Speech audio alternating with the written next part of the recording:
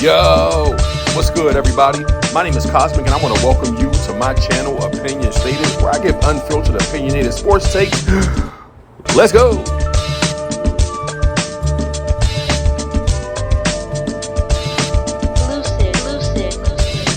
Yo, what's good, everybody?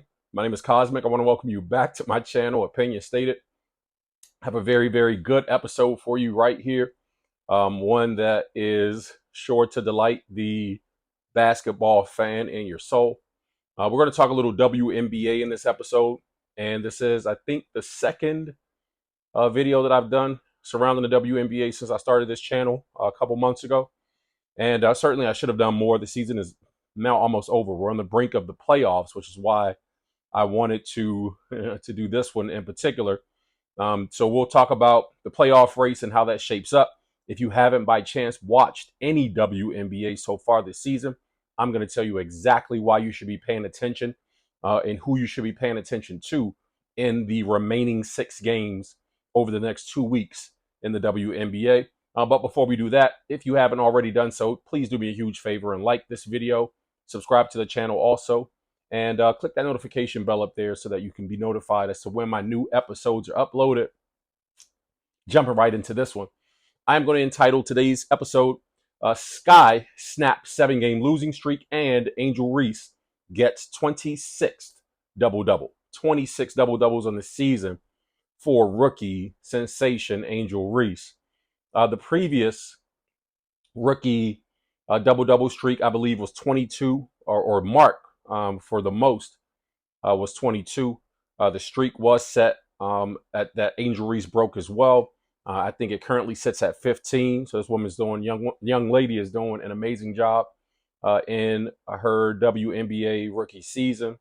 But tonight, the Chicago Sky faced off against the LA Sparks in a very, very good contest. I happened to spend the the evening, you know what I mean, watching the game, and I plan to do it as well. I was like, you know what, I think I'm gonna take in some WNBA tonight. And then I just happened to check, and I was like, oh, yo, what do you know? Chicago plays LA, so this should be a really good game. And it started out as such. So before I get into my personal commentary, what I want to do for those who may have missed it is I want to give just a little quick recap via an article from the Associated Press released, shortly after the game ended. That'll just kind of cap, some of the excitement from the game. According to the Associated Press, Chicago, Angel Reese finished with 24 points and 12 rebounds for her rookie record 26th double-double of the season, and the Chicago Sky snapped the 7-game losing streak with a 92-78 victory over the Los Angeles Sparks on Friday night. Reese made 9 of 15 shots with a three-pointer, and all 5 of her free throws as Chicago, 12 and 22, remained tied with the Atlanta Dream for the final spot in the postseason with 6 games remaining. Chennedy Carter finished with 15 points, 9 rebounds, and 7 assists in her return for the Sky. Carter had not played since August 25th due to health and safety protocols. Camila Cardoso totaled 12 points and 9 boards. Derrica Hamby had 21 points, 5 assists, and 4 steals to lead Los Angeles, who are 7 and 27, which has lost 3 in a row and 10 of its last 11. Rookie Rickea Jackson added 17 points and 6 rebounds. Jackson's layup gave Los Angeles a 19-13 lead with 2 minutes 43 left in the first quarter. Diamond DeShields and Rachel Banham hit back-to-back three-pointers to pull Chicago even. Hamby made 1 of 2 free throws with 3 seconds left to give the Sparks a 20-19 lead. Banham had 9 points by halftime on 3 of 3 shooting from beyond the arc, and Carter also scored 9 to help Chicago build a 48-42 lead. Reese took over in the third quarter, scoring 11 points to push Chicago's lead to 75-61. The Sparks fell to 2 and 16 on the road this season. Chicago won for just the 5th time in 17 home games. The Sky won all 3 matchups with the Sparks this season. So again, quick recap for those who may not have actually watched the game. You kind of catch a little bit of that. For me, and just offer my commentary of what I saw. And I watched a very, very good basketball game. And shout out to as it was stated in that article, Rickea Jackson, who came out the gates, just kind of lighten things up. And the Sparks in general, who came out just kind of lighten things up they were able to get some turnovers, from the Chicago Sky, and get off to the races, and just kind of get up and down and run. And once the Sky kind of settled in, the game just started to heat up. They fell down 6 points early, or 8 points early, I believe it was, and then rallied back to take a 6 point lead at the half. And that was on the just the strength of obviously Chennedy Carter coming out to be the spark. So that was good. And as mentioned, the 3 pointers, that the Sky began to make, just kind of an array of threes. They just started to kind of let it fly, and they were falling for certain. So it was good to see him battle back, not give up, not fall too far behind, to show a bit of resiliency in the game plan, and to stick to it, and it worked out for him. Clearly on the line for them is, as was stated in that article, a berth to the playoffs. The playoff picture has almost been settled in the Eastern Conference. It has already been settled in the Western Conference, but there's a remaining spot left, and the Sky, along with the Atlanta Dream and the Washington Mystics, are actually in a dogfight. The three of those teams there at the bottom for that last spot. So this should be very, very interesting down the stretch. But not to get too far ahead of myself, I want to give some flowers for, or from rather, as a result of this game that is in question, the LA Sparks and Chicago Sky. Chicago defeated LA in this game 92-78. I want to take a look at, while giving flowers, at some of the statistics from this game, and just to give some flowers, just to kind of highlight some of the players, namely De'Arica Hamby of the LA Sparks, who had a really good game. She scored 21 points, 4 rebounds, dished out 5 assists, and I believe she had 4 steals. So she had 4 steals also in this game. So shout out to De'Arica. It's good to see her back, doing her thing since, the whole debacle with the Las Vegas Aces, and, having to file a lawsuit, regarding workplace discrimination after, needing time off to give birth to her second child. So happy to see her back doing her thing. Even as a commentator spoke about a lot during the actual game, is that her production, or her point production for this season, or just offensive output, all around game, and statistics, suggest that she's in line for, potentially the most improved player award. And also, she will be, arguably in the talks of MVP, which, probably nobody will have any chance at securing, given how Asia Wilson has been playing this season. Next up from the LA Sparks, I just want to give some flowers to rookie Rickea Jackson, who came out on fire, just with a sheer desire, to help her team stay in the game, and to try to win the game, or try to put her team out at least in contention to win the game. She had a 15-point first half output. She was playing very, very well, to start. And I would like to say that there were some adjustments made in the second half that, or by the Sky, that prevented her from kind of just going off like she was in the first half. So she only scored 2 points in the second half. 17 total points for the game, 6 rebounds, 3 assists, and a 3 blocks, actually 3 blocks as well. So shout out to her. Her output in this game, exceeded her present regular season statistics. So she actually did play a very good game, and she's very skilled. And so it was good to see her. It's good to see her doing her thing in the WNBA as well. So that's just to give some flowers. Let's talk about flowers on the other side, the winning team side. Welcome back, Chennedy Carter. Chennedy Carter missed the last 4 games for the Chicago Sky due to COVID health protocols. Kind of set her out, so she had to make sure that she was clear before coming back, and it was good. The team definitely missed her. 7-game losing streak, as it stated, was snapped by the Sky. So Chennedy Carter provides so much leadership, and continuity, helps out with the flow of continuity for the team. But she's an invaluable piece, man. When missing, it just kind of throws their offense off, because she had a career high 7 assists. So 15 points in this game, 9 rebounds, 7 assists, a career high 7 assists. So the way that she is able to draw defense to her and then find her open teammates is very, very valuable for their team. So shout out to Chennedy Carter. I'm happy to see her back, especially as they make this stretch run to try to get into the playoffs. So it was good to see her get out there and just have fun, doing the thing that she is great at doing. Next up, and last but not least, All props to, you know what I mean, Bayou Barbie now, Chi-Town Barbie, Angel Reese. Angel Reese, a incredible game for her. It was really, really good to watch her play her game. But 24 points, 12 rebounds, 2 assists in this game, and 1 steal as well. Angel played an incredible game.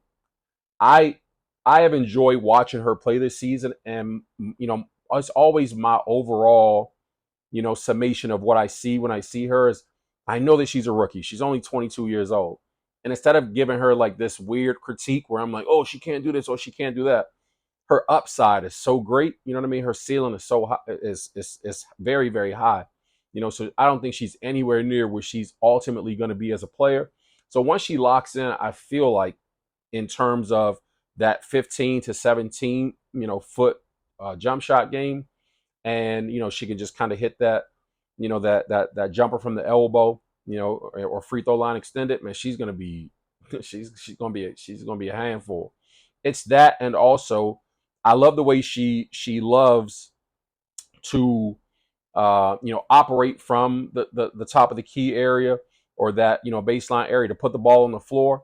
And so she likes to do a lot of downhill driving, to score. So I feel like once she refines her layup package, even maybe adds a little floater in, finds more comfort with that mid range. Yeah, she's gonna be a beast, man. But mostly it's that I see her smoke a lot of layups. You know what I mean, going to the basket. So when she tightens that up a little bit more, her point totals are going to go through the roof. So her offensive production and output will be much, much greater. But shout out to Angel, man. She played an amazing game. It was good to see her hit shots, as they said, in the third quarter. Basically, she was the anchor in the third quarter. She just the way she hustled, to loose balls, grab more rebounds. I believe she had 4 rebounds in the first half, so she grabbed 8 rebounds, eight of her 12 rebounds in the second half.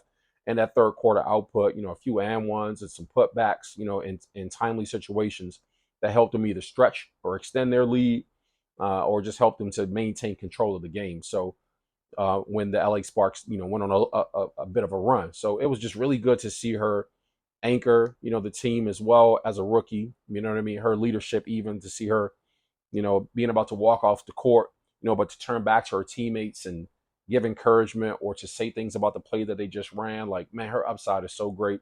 So it was really good. I know I've listened to a bunch of people, just kind of talking shit about her a lot on different channels and even in the mainstream media. And man, like, ease up. She's gonna be dope. She's gonna be a really, really good player, and she is and has been a really, really good player. And then giving her props in that 92-78 victory tonight, and giving her props. I want to keep it going by talking about the, again, career 26 career double doubles for her, that she was able to extend tonight by tacking on one more. She is 3 double doubles away from setting a new WNBA record. The present record sits at 28. So she is 2. There are 6 games remaining. I'll say it again. You know what I mean? So with 6 games remaining, just 3 more, just half, if not all 6. I'd like to see her get a double double in literally all 6 of these last, just to stretch that thing out as far as it can possibly get. Rules are made to be broken, but records are made to be broken as well. So, you know what I mean? At some point, somebody will come behind her, much like, she's breaking or poised to break this record, and perhaps, break her record as well. But it's always good to see, records broken, and, new people, because of their effort and their output, extend themselves into a space of, being in the league. And so just really, really happy for her and excited to see her, pursue the goal, and to also achieve the double-double record and recognition.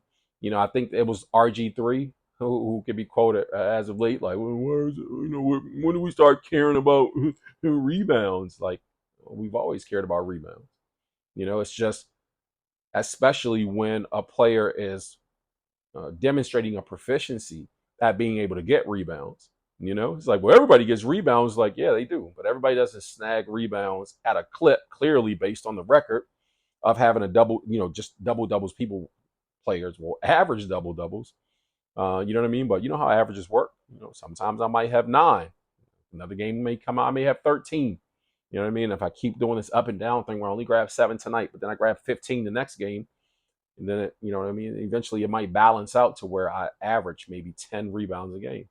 But to see a player give as much effort as she's given, not just the effort, but to understand that there's also a level of skill and proficiency, that comes in with being in the right position, you know what I mean, and allowing for the timing, as I mentioned before, of your jump, and that effort that's being given to grabbing rebounds, positioning yourself, boxing out, you know what I mean, the whole nine. So, it's not. I know she's taking a lot of heat for my folks like, well, she's mostly just rebounding her misses, and it's like she's not. You know what I mean? She's not just only rebounding her misses. She's rebounding other people's misses as well. And but again, so respect to her. Taking a look at her, Angel Reese's historic impact on the league so far this year. So one thing of note, and the first thing of note, is that again she has the most consecutive double doubles as a rookie. She of this 2024 season is a league leader in rebounding, highest rebound average by a rookie in league history. Presently sitting, I think, about 13.9 or 13, a little over 13 rebounds per game is what she's snagging. Highest single season rebound total. She is sitting at 400 plus. And she has more double doubles than 95.8% of all players, all WNBA players ever in the history of the WNBA. So this girl, it's clearly, it's to RG3, sit down somewhere, bro. Like, man, rebounds are a big deal, and the way that she's doing it is a big deal. You know what I mean? Celebrate her, bro. Like, you know what I mean? She's doing a great job. Second shortest in terms of stature, league leading rebounder in the history of the WNBA as well. So, you know what I mean? She's not even she's not even like a giant or a tree. And I believe she stands at about 6'4", 6'3", or something like that. So 6'3" is her height. So she's not even amongst the tree of the trees who played in the WNBA in past years, or even who presently play in the WNBA. But so clearly she's exhibiting a bit of skill in doing what she does. So shout out to Angel Reese. So finishing up to wrap us up here, I want to talk about the WNBA season standings. Presently, 7 of the 8 slots or seeds in the WNBA have already been satisfied. 4 in the Western Conference, and only 3 have been secured here in the Eastern Conference, which leaves Chicago, Atlanta, and Washington at the bottom of these standings, still fighting it out.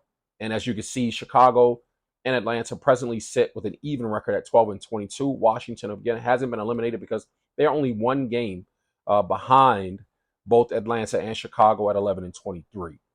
Now, with 6 games remaining in this regular season, I'm not sure how the tiebreaker situation will work out with and or between Chicago, Atlanta, and Washington, but I do know that Chicago presently holds the tiebreaker over Atlanta. Now, I don't know how, there's always maybe a chance that, Washington has a tiebreaker because of an early win in the season or something like that. I don't know how that it's going to shake out, but it should make for a very interesting playoff race down the stretch, again, over the next 2 weeks. So let's take a look at also the remaining schedule for the Chicago Sky here to close out the next 2 weeks. So on this Sunday, rather, the Chicago Sky take on the Dallas Wings before Wednesday taking on the Mystics, who, is also in this race with them to get into the playoffs. Next Friday, they take on the Minnesota Lynx, who have already secured a playoff spot. And then, so that might be an easy win for for Chicago, given that, maybe Minnesota wants to rest some of their players down the stretch. Thanks for the gift, Minnesota. We'll see. But they take on the Phoenix Mercury. I'm here in Phoenix, Arizona, actually. So that should be a really, really good game taking place in Chicago, though. Otherwise, I would have to go and be present for that game to see it in person. But they will be taking on the Phoenix Mercury next Sunday, September the 15th. And then the following Tuesday, they will take on the Atlanta Dream again one of those teams, in addition to the Mystics, that they're fighting and duking it out with to try to hopefully get into the playoffs. So maybe that game will be incredibly pivotal on Tuesday, September the 17th, as they continue in this dogfight, kind of scrapping it out. That game obviously will seriously have some playoff implications. So huge schedule coming up to close out. They will take on the Connecticut Sun on Thursday of not this coming week, but the following week. And, that will be the final game of the regular season. So that has been the basis of this particular episode. I just wanted to give some flowers to the Chicago Sky to talk about the excitement of the WNBA. Again, if you haven't watched any WNBA so far this season, man, what the fuck? Like, what are you doing, bro? Seriously. This game, I would like to believe, has always been exciting. I've been watching the WNBA since its inception. I can remember the Houston Comets running off 4 straight and watching, now coach of the Chicago Sky, Teresa Witherspoon, Cheryl Swoops. And so I just remember watching how exciting the game was, back then, and all the players who've come through the W since. So the game was, there was a freshness to the game. There was a zest and a zeal and an excitement to the game as well. But I wouldn't say anything like today. I mean, you had the likes of Shamika Holdsclaw come through, who was dynamic. Maya Moore, from Sue Bird to Simone Augustus, and so many of others who were like among my favorites. To touch the league, the Lisa Leslie's, etc. And but the game is a different kind of exciting right now. I know there are a lot of people who have never taken in a WNBA game prior to this season who are now watching, now fans, and that's incredible. It's beautiful. So again, if you haven't taken in any games this last stretch here in the next 2 weeks, then you should definitely tap in. The playoffs are going to be exciting after this last spot is actually decided. So this playoff run should be really, really good to have a new champion crowned. And I'm excited. So I just wanted to get into that. You know what I mean? I'll catch you guys in the next episode. Once again, if you haven't subscribed to the channel already and click that notification bell, do so to be notified as to when my next episodes are uploaded. I'll see you guys in the next one, man. Until then, blessings.